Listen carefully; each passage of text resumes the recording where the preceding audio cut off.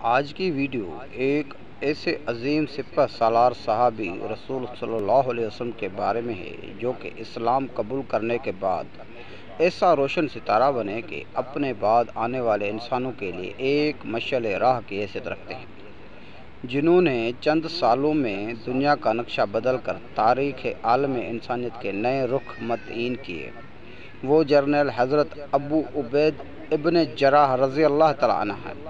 حضرت ابو عبیدہ ابن جراح، جن کو دربار رسالت میں امین مملکت کا خطاب ملا، ان کا تعلق قبیلہ فہر سے تھا، جو قبیلہ قریش ہی کی ایک شاخ تھی۔ ان کا اصل نام عامر بن عبداللہ تھا۔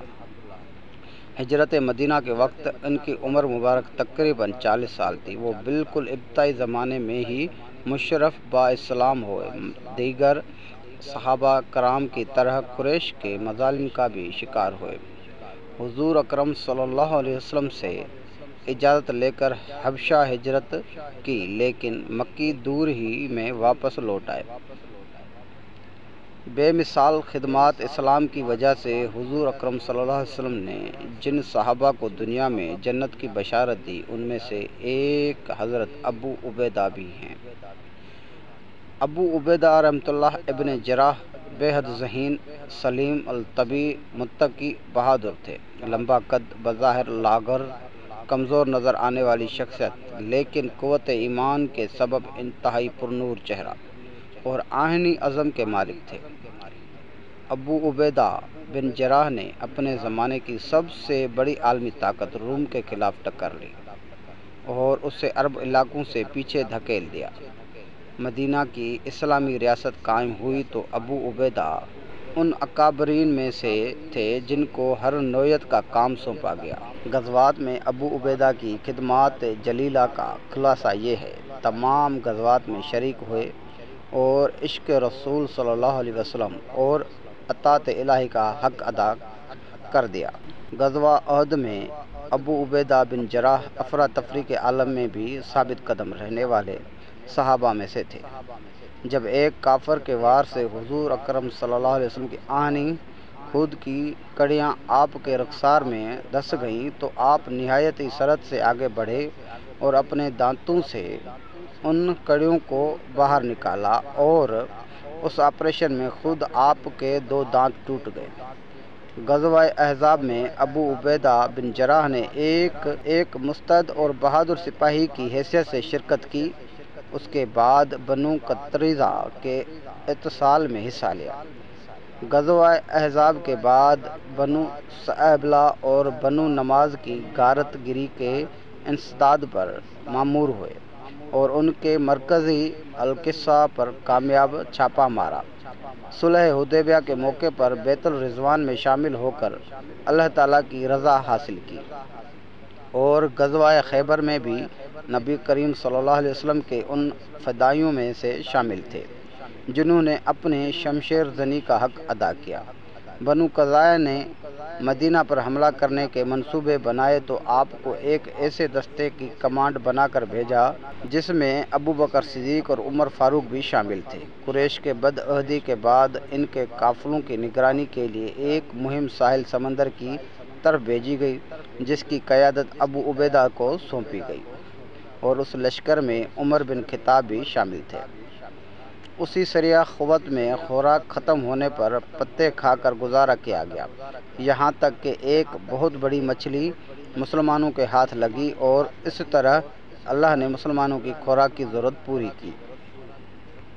9 ہجری میں وفد نجران نے جب ایک امین شخص کو ساتھ بھیجنے کا مطالبہ کیا تو آپ نے ابو عبیدہ کو اس مشن پر مامور کرتے ہوئے فرمایا: ہر امت کا ایک امین ہوتا ہے اور میری امت کا امین ابو عبیدہ ہے۔ ابو عبیدہ بن جراح ایک مولم بھی تھے اور فوج کے کمانڈر بھی، غرض دربار رسالت کے معتمد ترین اور اہل ترین اشخاص میں سے تھے۔ ابو عبیدہ ان خوش نصیبوں میں سے ہیں جنہوں نے دعوت اسلام پر لبیک کہنے میں پہل کی۔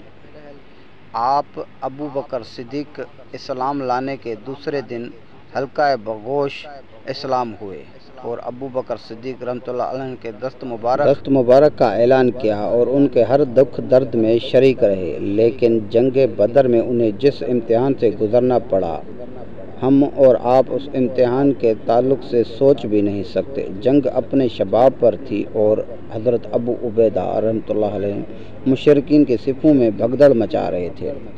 آپ کا کوئی وار خالی نہ جاتا۔ آپ کے حملوں سے مشرکین پر خوف و دہشت طاری ہو گئی تھی اور آپ موت سے بے نیاز ہو کر یکے بعد دیگر مشرکین کو صفحہ ہستی سے مٹاتے چلے جا رہے تھے۔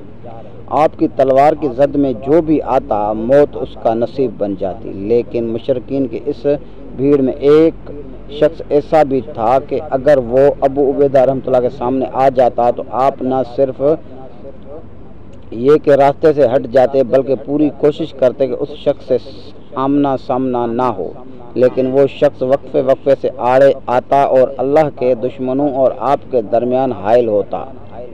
جب ابو عبیدہ کو اور کوئی راستہ نہ دکھائی دیا تو آپ نے اس کے سر پر تلوار کی ایسی کاری ضرب لگائی کہ وہ شخص دو ٹکڑوں میں کٹ کر آپ کے سامنے گر گیا۔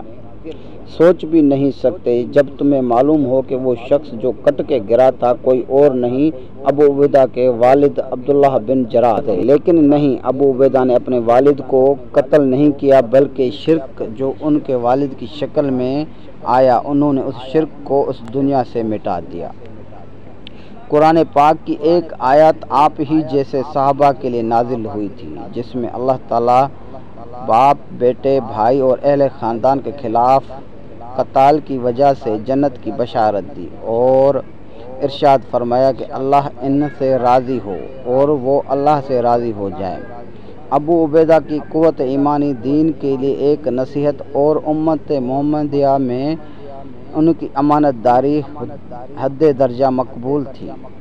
اسی لیے محمد بن جعفر رضی اللہ عنہ فرماتے ہیں کہ عیسائیوں کا ایک وفد رسول صلی اللہ علیہ وسلم کی خدمت میں حاضر ہوا اور درخواست کی کہ آپ کے اصحابہ میں سے جسے پسند فرمائیں ہمارے ساتھ بھیج دیں تاکہ مال کے معاملے میں ہمارے درمیان جو اختلاف ہو گیا ہے وہ اس کا فیصلہ کر دیں۔ اس کے لیے مسلمان ہمارے درمیان پسندیدگی نگاہ سے دیکھے جاتے ہیں۔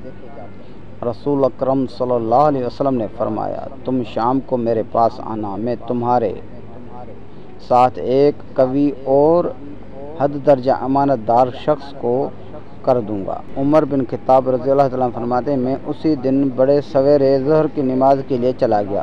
اس دن میری یہ دلی خواہش تھی کہ رسول اکرم صلی اللہ علیہ وسلم نے قوی اور امین کی جو صفت بیان فرمائی ہے، ایک کاش اس کا موصوف میں نکلوں۔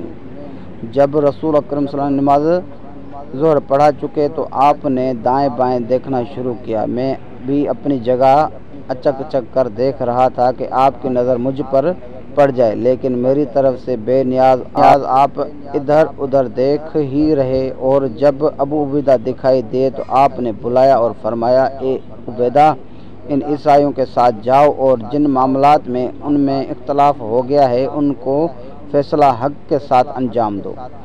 حضرت عمر رضی اللہ عنہ فرماتے ہیں، میں نے اپنے دل میں کہا، ابو عبیدہ مبارک و صادق الامین نے تمہیں قوی اور امین کے خطاب سے نوازا۔ ابو عبیدہ نے نہ صرف امین تھے بلکہ وہ امانت داری کو بروئے کار لانے کے لیے اپنے تمام تر صلاحیتیں پوری قوت کے ساتھ صرف کر دیا کرتے تھے، اور بے شمار موقعوں پر انہوں نے اپنی قوت کو امانت کے تحفظ کے لیے صرف کیا۔